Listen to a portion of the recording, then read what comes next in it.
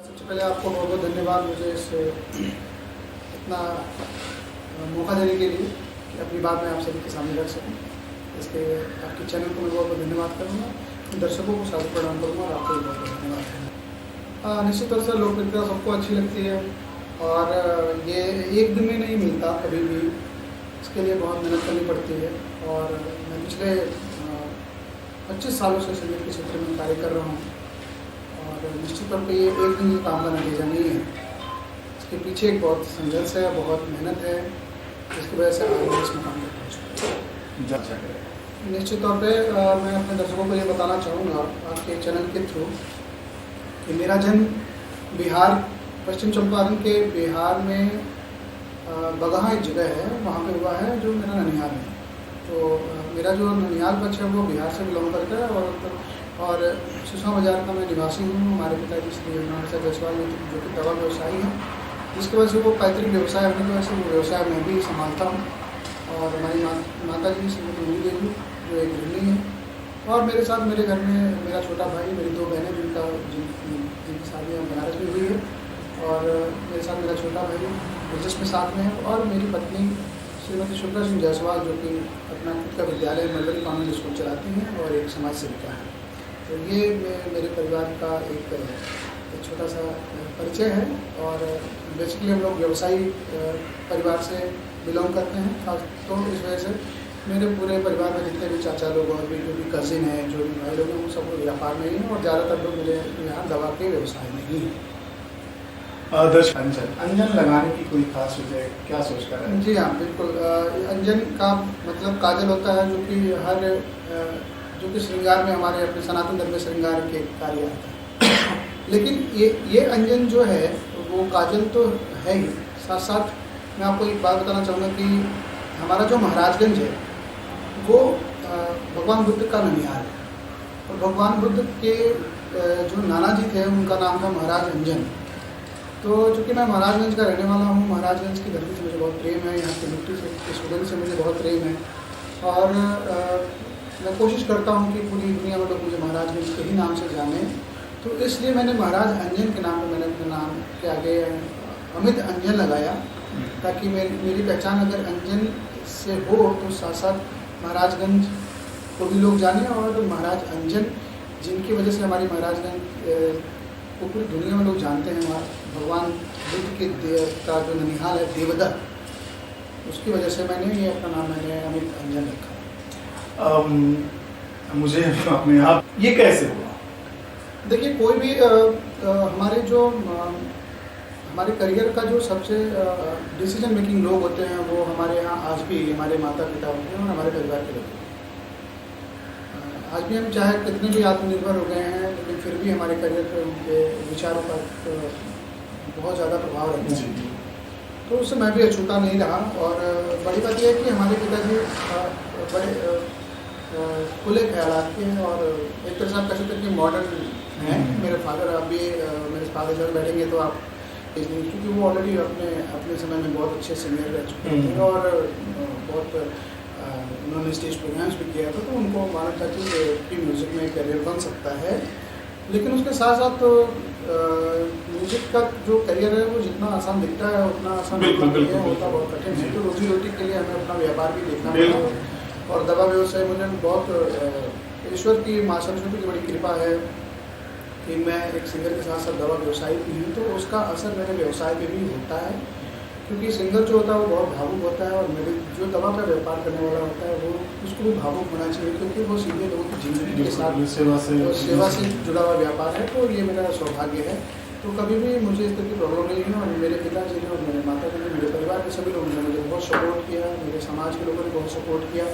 Even Sushma बाजार के लोग, आपने ज़्यादातर गायकों को अपने उनकी लोकल जगह पर प्रेम नहीं मिलता है, लेकिन मैं एक ऐसा गायक, ऐसा सौभाग्यशाली गायक हूँ कि आज भी मेरे अगर कहीं कार्यक्रम सुषमा बाजार के लोकल में होते हैं तो मुझे नहीं लगता कि कोई घर से जाता ना हो, बहुत भीड़ होती है और लोग मुझे सुनने आते हैं।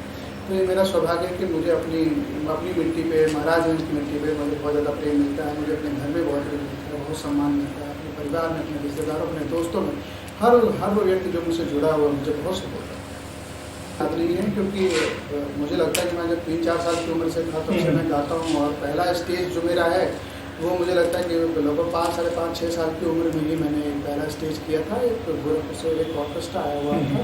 तो देखिए, संगीत जो है वो रियली में बहुत गिफ्टेड ही होता है। अब किसको गाना है, किसको बजाना है, ये ईश्वर तय करते हैं, और वही इन्हीं की प्रेरणा से कोई गा सकता है, और वो भी ईश्वर की प्रेरणा से कोई बजा नहीं सकता है। लेकिन आपको ईश्वर ने एक जो गुण दिया उसको और कैसे अच्छा किया, इसका उसके लिए गुरु की ज़रूरत पड़ती है। तो मैंने भी तमाम गुरुओं के सानिध्य में तमाम चीज़ों को सीखा, समझा, और आज मैं उन चीज़ों को मंचों पर प्रस्तुत करता हूँ तो लोगों की वाहवाही हो पाती है। इसमें सबसे पहला नाम हमारे गुरु जी आदरणीय कृपाशंकर जी पांडे, जो कि दादा घराने से संबंध रखते हैं। मैंने उनसे संगीत की, शास्त्रीय संगीत की औपचारिक शिक्षा ली है, उनसे राग और कुछ राग वगैरह मैंने सीखे हैं। और दूसरा भजन, जो कि मैं भजन भी ज़्यादा प्रोग्राम करता हूँ, तो भजन मैंने अपने बड़े भाई गुरु वो भी हमारे हैं हरिमहेंद्र पाल सिंह गोवी जी की जो रचनाएं हैं उनको गाती करता हूँ। और उसके अलावा उमाशंकर जायसवाल जी हैं, उनसे भी, और फिर धर्म किशोर दुबे जी हैं, उनसे भी। ये हमारे समय समय पर हमारे गुरु जी लोग हैं जिनके सानिध्य में रह के मैंने संगीत की शिक्षा ली और उनसे सीखा कि कैसे गाना है। ये मान दिल्ली वाली जो है वो मैं पहले भी तमाम इंटरव्यू में कह चुका हूँ कि वो मेरे जीवन की एक बहुत बड़ी गलती थी, जिसको मैंने, जो कि हर एक कलाकार और खासतौर से लोक कलाकार के साथ हो जाता है। तो उस समय मेरी उम्र मुझे लगता है कि 17-18 साल या 19 साल रही होगी। उस समय मैंने वो एल्बम किया था, और संजोग से वो एल्बम बहुत हिट भी हुआ। और उसके बाद मैं 1-2 प्रोग्राम्स में भी गया। तो उसके बाद मेरे लाइफ का टर्निंग पॉइंट है वो, मैं एक जगह प्रोग्राम कर रहा था, और संजोग से अभी रिसेंटली 1 महीना पहले ये एल्बम हिट भी हुई थी। तो उस समय एक शराब के व्यक्ति आया और स्टेज पे उसने तो वो गीत गाने के लिए कहा। तो उसका अंदाज़ मुझे अच्छा नहीं लगा, क्योंकि मैं बहुत शुरू से बचपन से बहुत स्वाभिमानी हूँ, तो मुझे उसका अंदाज़ अच्छा नहीं लगा। और मैंने उसी दिन मैंने कसम खाया कि अब मैं भोजपुरी लोकगीत नहीं गाऊंगा। उसके बाद मैंने लोकगीत गाने बंद कर दिए, और उस गलती के पछतावे के लिए मैंने 15 साल केवल और केवल भजन गाया। वो भजन गाने के बाद अब मैं फिर से भोजपुरी की तरफ मैंने रुख किया है। तो निश्चित तौर पे वो 15 साल का जो भजन वाली जो लाइफ है वो इस पर दिखेगी आपको, और आगे जो भी मैं काम करूँगा वो एक तरह से समर्पित कार्य होगा, और भोजपुरी के उत्थान में जो अमीर का पत्थर साबित अध्यात्म और संगीत का एक चोली दामन का साथ होता है। आप अगर आध्यात्मिक नहीं हैं तो आप अच्छे सिंगर नहीं हो सकते, और आप अच्छे सिंगर हैं तो निश्चित तौर पर आप आध्यात्मिक व्यक्ति हैं और आपका ईश्वर पर भरोसा। मैंने पहले ही बोला कि ये ईश्वर तय करते हैं कि किसको गाना है और किसको बजाना है। तो जहाँ ईश्वर है वहाँ आध्यात्म है, वहाँ धर्म है, और वहाँ पे समर्पण है, वहाँ पे ध्यान है, वहाँ पे योग है, सब कुछ है। तो आध्यात्म और संगीत का भी चोली दामन का साथ। तो मैं भजन जब करता हूँ तो मैंने आपसे बोला कि मैं 15 साल केवल और केवल भजन किया। मैंने कोई भी भोजपुरी एल्बम नहीं किया, कोई भी, क्योंकि ये जो 15 साल बीता, ये 15 साल निश्चित तौर पर भोजपुरी का बहुत संक्रमण काल भी रहा, जिसमें ढेर सारे गायक, बहुत अच्छे गायक, जो किसी का पर्टिकुलर नाम नहीं लेना चाहता, उन लोगों ने भोजपुरी की अश्लीलता को फैलाने का भी बहुत काम किया, बहुत गंदे गंदे एल्बम गाए।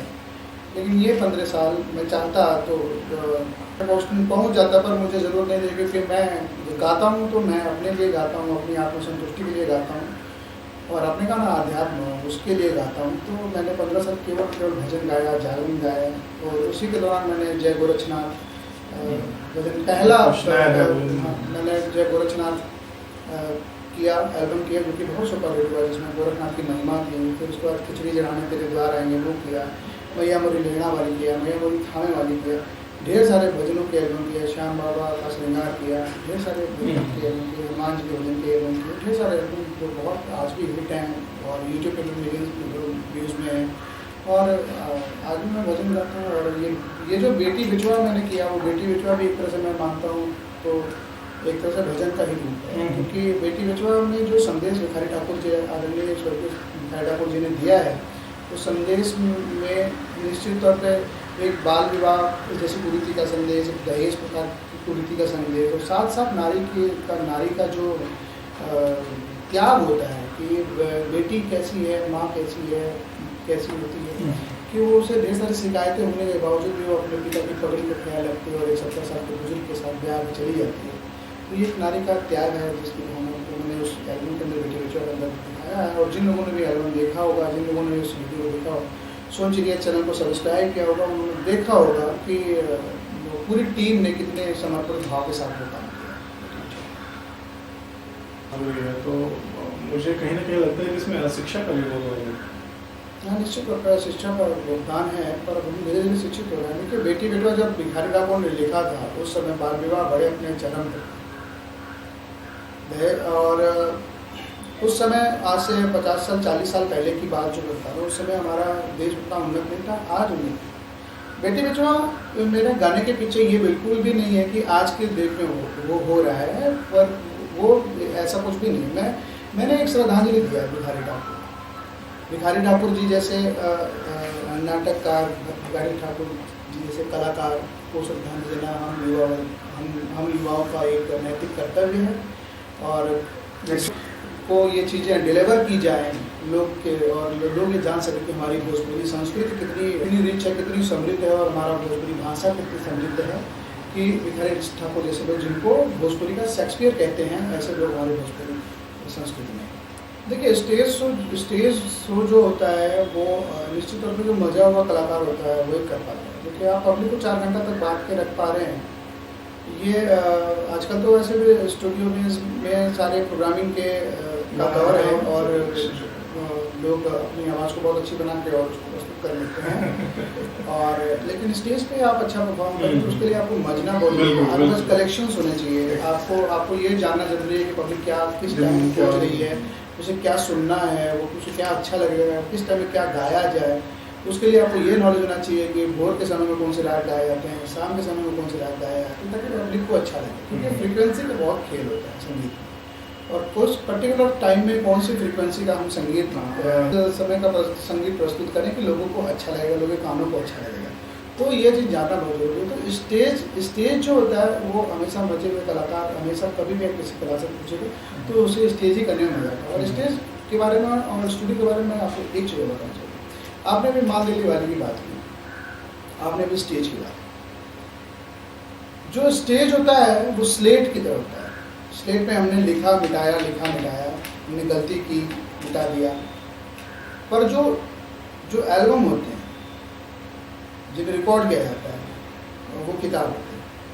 सबसे पहले बैंकॉक गया, थाईलैंड में सावन के महीने में वहाँ पे बहुत बड़ा मंदिर है, विष्णु मंदिर, जो कि पूरे सारे बैंकॉक के सारे सनातन में भी जितने भी हिंदूज हैं उनके वो आस्था का केंद्र है। तो वो हर महीने कुछ न कुछ प्रोग्राम वहाँ कराते रहते। तो विष्णु मंदिर को सबसे पहले मेरे पास बैंकॉक से बुलावा आया था। सावन के महीने में वो भगवान शंकर के भजनों को करवाते हैं और वहाँ पे भारत के अच्छे कलाकारों को आमंत्रित किया। तो उसी क्रम में मुझे भी आमंत्रित किया। और आपको मैं बताते हुए मुझे बहुत खुशी हो रही है कि वो कार्यक्रम होने के बाद मैं लगातार बैंकॉक 4 बार गया। और उसके अलावा मैं मॉरिशस, मैं सिंगापुर, कंबोडिया, नेपाल, श्रीलंका, ये इतने देशों में मैंने देखा। हमारे जो मुख्यमंत्री जी हैं परम पूज्य योगी आदित्यनाथ जी महाराज, वो बहुत ही विलक्षण प्रतिभा के थे।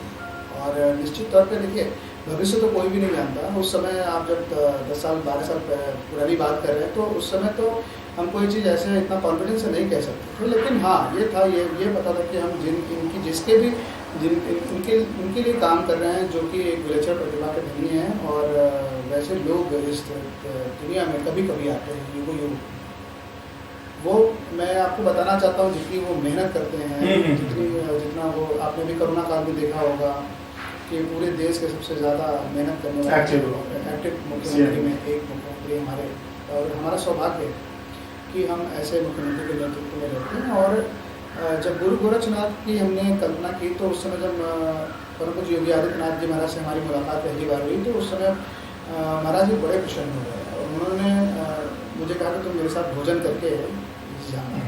उन्होंने मेरे साथ भोजन और उस दौरान वो बातचीत करते रहे। और गुरु गोरखनाथ के एल्बम को लेकर वो बहुत उत्साहित थे क्योंकि वो मैं कोई पहला एक ऐसा सिंगर था जो ये बात मैं करने जा रहा था। तो उन्होंने कहा कि इससे रिलेटेड जो भी हेल्प होगी तो लेकर उन्होंने मंदिर के धर्मशाला के मैनेजर को बुला के उन्होंने कहा कि उनको जितने लोग उनके पूरी टीम को रहना है उस हिसाब से इनका खाना भोजन पानी का प्रबंध कर देना। और निश्चित तौर पे उन्होंने वो व्यवस्था वहाँ पे करवाई मंदिर के अंदर हम लोग की। और दिल्ली से लोग आए थे वीडियो बनाने, और वो उस समय जो बेस्ट टेक्नोलॉजी होती है उसको यूज़ करके वो चाहे रिकॉर्डिंग में चाहे वीडियो उसको उन्होंने यूज़ किया था। और उसमें माननीय वर्तमान जो हमारे मुख्यमंत्री जी उन्होंने बहुत हेल्प की थी। और जैसे हर किसी भी प्रोजेक्ट के साथ एक जो फाइनेंस पार्ट होता है तो उसको भी संभालने का उन्होंने काम किया था। और गोरखनाथ एल्बम बहुत हिट भी हुआ था। उसमें मैंने एक गीत गाया था हिंदू वाहिनी का, एक जो आवाहन गीत है योगी जी की सेना चली, वो भी बहुत सुपरहिट हुई और आज भी बजती है, तो अच्छा लगता है। और संस्कृति विभाग, अभी मैंने आपको भगवान बुद्ध के ननिहाल के बारे में जिक्र किया, तो भगवान बुद्ध का संस्कृत, आपको ये जान के खुशी होगी कि संस्कृति विभाग का एक पूरा प्रोजेक्ट हमारा भगवान बुद्ध के ननिहाल के ऊपर चल रहा है। और अभी उसका पुरातात्विक सर्वेक्षण भी होना है। ये चूँकि संगीत नाटक अकादमी संस्कृत विभाग के अधीन एक संस्था है, और हमारा मुख्य कार्य जो है वो संगीत और नाटक को प्रोत्साहित करना है। चाहे वो संगीत किसी भी तरह का संगीत हो, चाहे वो लोकगीत हो, तो लोकगीत में हमने भोजपुरी, अवधी, ब्रिज, ढेर सारे भाषाओं पे हम काम कर रहे हैं। और जो वर्तमान सरकार है हमारी माननीय मुख्यमंत्री जी की, तो माननीय मुख्यमंत्री जी बहुत कलाकारों को लेकर जितने संजीते रहते हैं, वो शायद ही पूरे उत्तर प्रदेश का कोई मुख्यमंत्री आज तक रहा होगा। उनके लिए कलाकारों के प्रति जो सम्मान है वो मुझे नहीं लगता कि पीछे किसी मुख्यमंत्री का रहा होगा। आज उसी सम्मान का नतीजा है कि जो कलाकार 400 रुपये प्रतिमाह पेंशन पाते थे, आज की डेट में माननीय मुख्यमंत्री जी के नेतृत्व की सरकार 2000 रुपये प्रतिमाह पेंशन कलाकारों को मिलेगा। 60 साल से ज़्यादा उम्र के कलाकारों, विपन्न कलाकारों, 5 लाख रुपए का एक्सीडेंटल बीमा कलाकारों को अभी हम लोगों ने स्वीकृत किया है। और ढेर सारी योजनाएं भी कलाकारों को लेकर आ रहे हैं। जैसे अभी मेरे ही द्वारा दिया हुआ एक योजना है, आपको मैं बताना चाहूँगा, बहुत जल्दी सरकार उसका स्वीकृत भी कर रहे हैं कि हर गांव में कीर्तन मंडली होती है। तो जो मंदिरों पे बृहस्पतिवार, मंगलवार, शनिवार को अपना भजन कीर्तन करती है, तो उनके पास थोड़ा फंड की जरूरत ना होने की वजह से उनके पास हारमोनियम, ढोलक, ये सारी चीज़ें उनके पास होती हैं। तो मैंने एक प्रस्ताव लिख के माननीय मुख्यमंत्री जी को भी दिया है और संस्कृति मंत्री नीलकंठ तिवारी जी को भी दिया है कि वो हर गांव में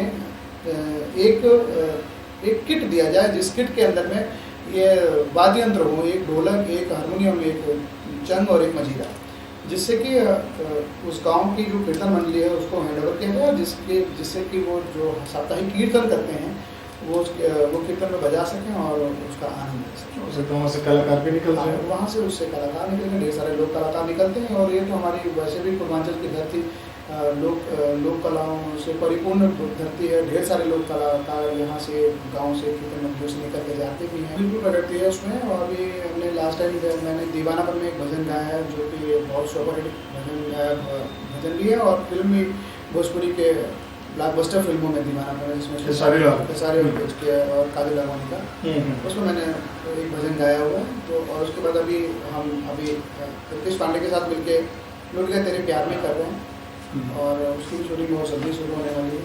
और अभी रिसेंटली ढेर सारे प्रोजेक्ट, अभी मैं विदेशिया जो स्वर्गीय विकास ठाकुर जी का है और वो उसके गीतों को करने जा रहा हूँ।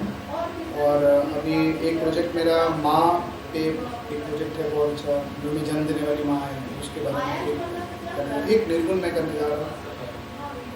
अब कार्य में वो चल रही, और ढेर सारे प्रोजेक्ट पाइपलाइन में हैं जो लॉकडाउन की वजह से थोड़ा लेट हुआ। लॉकडाउन विद इन 6 मंथ सारे के सारे फ्लोर आ गए। उनके जिला संवाददाता जो हैं उन्होंने खुद ही अप्रोच किया और उन्होंने काम जब मेरा देखा तो एक्चुअली क्या कि मैंने आपको पहले बताया कि मैं फार्मास्यूटिकल बिजनेस से हूँ।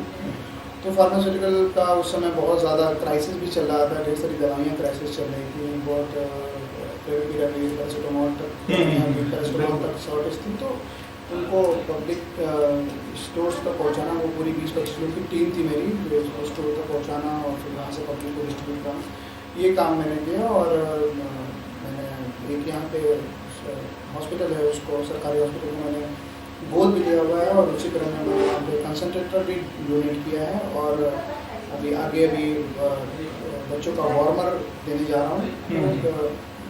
इस तरह के जो सोशल वर्क है वो मैं करता रहता हूँ। इस वजह से GTV ने मेरा इंटरव्यू द रियल हीरो में मेरा इंटरव्यू दिया था। निश्चित तौर पे इस पे हम लोगों ने एक बड़ा मुहिम अभी हाल ही में हमने रवि किशन से आदरणीय सांसद माननीय रवि किशन जी से मुलाकात करके उस पर बृहद चर्चा किया है। उस पर हमारी सरकार, उत्तर प्रदेश सरकार एक कानून ले आने जा रही है जिसमें अश्लील गीतों को पे पूरा रोक लगेगा। संस्कृति नीति हम लागू करने जा रहे हैं संस्कृति विभाग के द्वारा। उत्तर प्रदेश भारत का एक पहला ऐसा प्रदेश होगा जिसका अपना संस्कृति नीति होगा, जिसके अंतर्गत हम सांस्कृतिक धरोहरों को, जिसके अंदर गीत संगीत भी आता है और पुराने गीत जो संस्कार गीत हैं, जो ऋतु गीत हैं, वो सारे धरोहरों को संजो के रखने का कार्य संस्कृति नीति के अंतर्गत हमारे संस्कृति विभाग और संगीतालय का काम करें। और हर चीज़ ये मार्केट में बस हो रहा है। जो ये मिलियंस व्यूज़ होते हैं और यूट्यूब और ये बड़ी बड़ी कंपनियों को जो पैसे यूट्यूब देती है, इसके ये भी एक कारण है। तो उसके लिए हम लोगों ने, हमारी सरकार में हमने खुद भी संगीत नाटक अकादमी के और संस्कृति विभाग के मीटिंग में इस बात को रखा है कि यूट्यूब को और OTT प्लेटफॉर्म को रेगुलेट करने के लिए एक बोर्ड होनी चाहिए, जिसको केंद्र सरकार ने मान लिया और OTT प्लेटफॉर्म को रेगुलेट करने के लिए एक बोर्ड बन गया। लेकिन अभी हाल ही में हमने यूट्यूब के लिए भी माना है, तो यूट्यूब में भी हो सकता है एक रेगुलेटरी बोर्ड में कोई भी एल्बम आप यूट्यूब पे इंडिया के अंदर या उत्तर प्रदेश के अंदर कोई भी एल्बम आप ऐसे यूट्यूब पर नहीं डाल सकते हैं। उस बोर्ड के थ्रू ही आपको वो एल्बम मिलेगा, नहीं तो वो कंटेंट आपको लॉक कर दिया जाएगा। इस तरह का एक प्रस्ताव हमने दिया, जो हमें उम्मीद है कि हमारे माननीय मुख्यमंत्री जी बहुत जल्दी इस चीज़ को स्वीकार करेंगे। भविष्य में योजनाएं तो बहुत ढेर सारी हैं, पर अब उसमें भी ईश्वर की कृपा चाहिए कि वो कितना धरातल को उतर पाते हैं। अभी मैं भोजपुरी की अश्लीलता के लिए कार्य कर रहा हूँ, भोजपुरी के उत्थान के लिए कार्य कर रहा हूँ। वो कलाकार, मैंने बोला कि संगीत नाटक अकादमी में अगर माननीय मुख्यमंत्री जी ने मुझे कुछ कार्य करने का मौका दिया है, तो मैं उसमें पूरी तरह से अपना 100% देने की कोशिश करता हूँ। कि हाल ही में मैं 2 दिन पहले माननीय प्रमुख सचिव आदरणीय श्रीमान प्रमुख सचिव मुकेश कुमार विश्राम से मेरी मुलाकात हुई थी, जिसके अंदर मैं आपको बताना चाहता हूँ, मुझे बताते हुए बहुत हर्ष हो रहा है कि हमारे संगीत नाटक अकादमी में 2 तरह के पुरस्कार दिए जाते हैं। एक पुरस्कार का नाम है BM शाह पुरस्कार, दूसरे पुरस्कार का नाम है सफदर हाजमी पुरस्कार। उन दोनों पुरस्कारों को के अलावा 2 और पुरस्कारों को हम बढ़ाने जा रहे हैं, उसकी संस्कृति देने की। तो मैंने माननीय प्रमुख सचिव जी से ये रिक्वेस्ट किया और मैंने ये पत्र के द्वारा भी लिख के दिया है कि वो जो 2 पुरस्कार होने चाहिए, वो 2 पुरस्कार, पहला पुरस्कार तो हमारे महायोगी गुरु गोरक्षनाथ पुरस्कार के नाम से होना चाहिए और दूसरा पुरस्कार श्री हनुमान प्रसाद पोद्दार पुरस्कार के नाम से होना चाहिए। महायोगी गुरु गोरक्षनाथ के द्वारा उनके मुखार बिन से निकले गोरख वाणी को दुनिया के ढेर सारे कलाकार गाते हैं, उनको बजाते हैं और उससे अपने जीवन को सफल बनाते हैं। दूसरा श्री हनुमान प्रसाद पोद्दार के द्वारा महाभाव किल्लोलिनी और पद रत्नाकर जैसे काव्यों का रचना किया गया और ये कहा जाता है कि उन्होंने स्वयं साक्षात्कार कृष्ण का दर्शन किया था। तो ये 2 कलाकार हमारे गोरखपुर के ऐसे हैं जो हमारे गोरखपुर के संस्कृत कलाकार पढ़ लीजिए, ये दोनों आध्यात्मिक पुरुष ऐसे हैं जिनकी वजह से हमारा गोरखपुर जाना जाता है। महायोगी गुरु गोरक्षनाथ जी के द्वारा और श्री हनुमान प्रसाद पोद्दार जिन्होंने गीता प्रेस जैसे विश्वव्यापी प्रेस का उन्होंने स्थापना किया था। तो ये दोनों लोग के नाम से वो दोनों पुरस्कार हों तो इनको एक सच्ची श्रद्धांजलि और हमारे गोरखपुर की धरती की धरोहर और संस्कृति को बढ़ाना।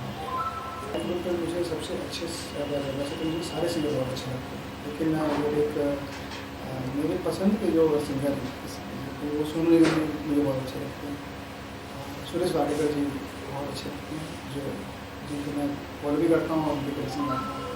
SB बालासुब्रमण्यम जी बहुत अच्छे लगते हैं। राग यमन गाते हैं, यमन कल्याण। हाँ, तो मैं आपको 2 लाइन फिल्म से जुड़ा हुआ आपको सुना रहा हूँ, राग यमन कल्याण। जब दीप जले आना, जब शाम ढले आना, संकेत मिलन का भूल न जाना, मेरा प्यार न बिसराना। जब दीप जले आना, जब शाम ये शाम का राग है, राग में शाम को पहले गाया जाता है। तेरी बाहों में हर शाम लगे सिंदूरी, ओ आके बाहों में हर शाम लगे सिंदूरी, मेरे मन को बहकाए, मेरे मन को बहकाए, तेरे तन की कस्तूरी, आके तेरी बाहों में हर शाम लगे त्र्यंबकं यजामहे सुगन्धिं पुष्टिवर्धनम् उर्वारुकमिव बन्धनान् मृत्योर्मुच्यमामृतात्। ॐ त्र्यम्बकं यजामहे सुगन्धिं पुष्टिवर्धनम् उर्वारुकमिव बन्धनान् मृत्योर्मुच्यमामृतात्।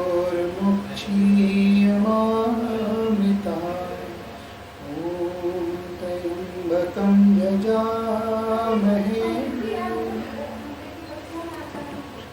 आप सबसे पहले आपके इस चैनल को मैं बहुत धन्यवाद देना चाहूँगा महाराजगंज की धरती के नाम से, और सभी दर्शकों से मैं विनम्र निवेदन करूँगा कि जिन्होंने भी इस चैनल को सब्सक्राइब नहीं किया है आप उसको सब्सक्राइब करिए, और हमारे छोटे भाई हैं इनको आप लोग अप्रिसिएट करिए। और निश्चित तौर पे हर वो व्यक्ति महाराजगंज का मेरे लिए बहुत पूजनीय है, वंदनीय है, जो मुझे पसंद करता है, मुझे सुनता है। और मेरा चैनल है सुन चिड़ैया, उससे भी सब्सक्राइब करिए, आपको अच्छे अच्छे गीत आगे सुनने को मिलेंगे। अभी बेटी बेचा मैंने लॉन्च किया, पहला एल्बम था, इसका रिस्पांस और तारीफ भी बहुत अच्छा हो रहा है। और आपके महाराज का बेटा और ये चैनल भी महाराज की धरती के नाम से है, तो ये दोनों चीज़ें आप सभी के लिए निश्चित तौर पर अच्छी चीज़ ये लेके आएंगे। तो सबको सादर प्रणाम करते हुए मैं आपके चैनल को फिर से बहुत बहुत धन्यवाद। ओके।